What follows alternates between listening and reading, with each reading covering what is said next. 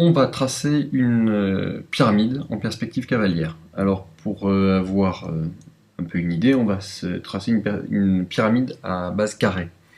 Pyramide à base carrée, tout le monde les connaît, c'est grosso modo c'est les pyramides égyptiennes.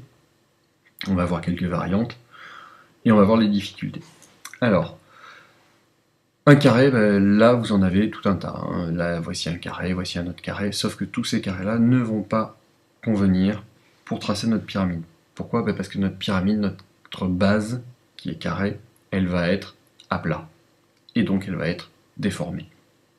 De quelle façon va-t-elle être déformée? C'est relativement simple, puisque comme on est en perspective cavalière, tout ce qui est parallèle reste parallèle. Donc on va obtenir un parallélogramme. Alors, on va obtenir notre première arête,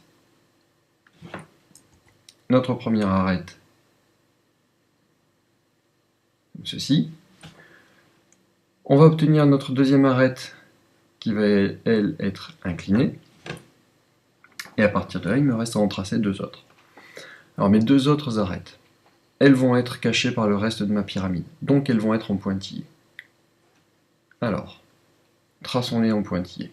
Hop. Je reste bien avec mon arête ici, qui est de la même longueur et qui est parallèle à celle-ci.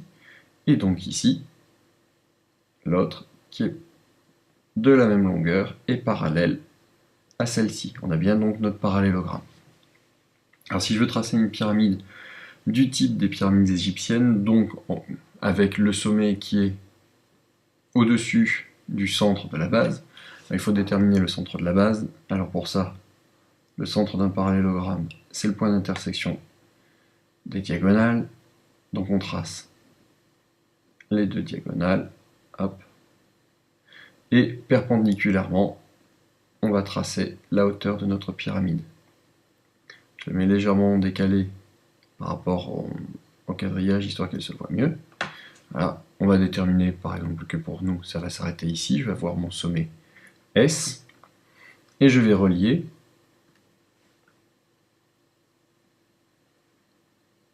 mes sommets, les sommets de ma base, au sommet de ma pyramide. Comme ceci. Il reste à relier ici. Alors pour ceci, là aussi notre arête va être cachée.